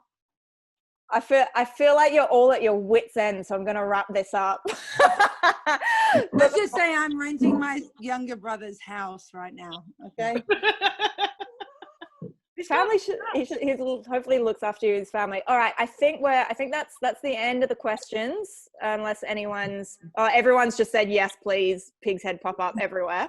So that's that. There you go. Anything else, ladies, before I let you get back to your families and stoves and Loneliness. lonely? Oh, Jesus Christ! My partner lives in Adelaide. I haven't seen him Yeah. since February. It's been a shit time. Yeah, I for still sure. love you. We all still love you. I'm more Anything trouble else, than you're ladies? worth half the time, Jerry. I don't want to speak up. Oh! I'm loving Angie's face because she's like been plotting this whole time. She's been answering Q&As. She's sent me text messages all the whole entire time. She's just been on. Any last messages for other operators and consumers before you all go back to your loneliness to use Shannon's words? I think that understanding the difference between cost and value is a conversation or something that my mum taught me. There's a difference between what you pay for something and what you get out of it. And that's maybe what everyone keeps focusing on and where we've been struggling in the industry. Everyone's looking at black and white costs and what's going to cost. And what we bring is hospitality, and that's the value. So you can't price that. And I think that's the conversation that I wish, that we could have with consumers. It's not what we pay for it, it's what we're giving to it. So yeah. And we can have that. Amen, sister. And I think it was Shannon said earlier, which I quite like, and maybe it's ambitious and positive, but I think it's a good note to finish on, is COVID is temporary, hospitality is forever, which I think is nice. Yes. And true. Okay. And if anybody, I'm so proud of myself now. If anybody has any sort of questions, I imagine, I don't know. Actually, don't bother these girls anymore. You can filter them through me because I think my email is attached to this somehow. And then I'll pass them on. But thank you so much, all of you. Wait, one more thing. Go. So to any of the food media watching right now, Does that include me? No, not you, Sophia. For the men in the hospitality industry, we see you, we hear you, we have no fucking choice. We have seen you and heard you forever. It's time to hand it over a little bit. Do you know what I mean? Just, it's time to shine a bit of a light on a few other restaurants, a few other people that are pushing forward. I'm a little bit sick of reading about the same fucking people every fucking day. There is an entire family within this industry of people that have opinions and ideas and businesses, and I want to hear from everybody. So that's maybe look at expanding that. And just tonight, hearing from all of us, it's been more refreshing than every fucking time I read good food. Sorry. Yeah, I'm nothing. I'm now officially. I just want to hear the story of other people. We're all struggling. It's not just 5 people fucking struggling in this country. We are all struggling, and I want to hear the stories of all of them. And I want to hear the opinions and everything from everyone. So, do you know let's maybe not focus on the big hitters and just pull back a little bit and talk about the entire industry as a whole. Well, you know, the perfect tone deaf is your Marivale takeaway is why we're promoting Marivale as a, sorry, I'm taking my jumpy off, I've moved to a different room. Why we're promoting something interstate in our state, a takeaway while we're in stage 3 lockdown. Like, who the fuck thought that was a good article to write? Correct. You know? So maybe the takeaway is check yourself before you check yourself before you wreck yourself, bitch. Yeah. Check yourself before you, and you know, you're cruising for a bruising. Obviously now because you took your jumper off. Yeah, my favourite for Harry is you're cruising for a bruising today, brother. Mm-hmm. And he just looked at me like, what the fuck are you talking about, Mum? All right, we done? We're done because Jerry started talking about cruising for a bruising. Exactly. All right, Shannon, before you go, what's on the stove? Stock. Oh, what are you cooking? Is it vegan? Maybe. No. Thank you, ladies. When I hit end, you're all gonna be disconnected, I'm pretty sure. If there's anything else that you have forgotten to say or that you want to say, hit me up and I'll make sure that everyone hears it as well. But thank you so much. Thank you, Sophia, for doing this. You're a fucking legend. Thanks, Sophia. Thank you, Sophia. Thank you, guys. Love you. We love you. Bye. Bye.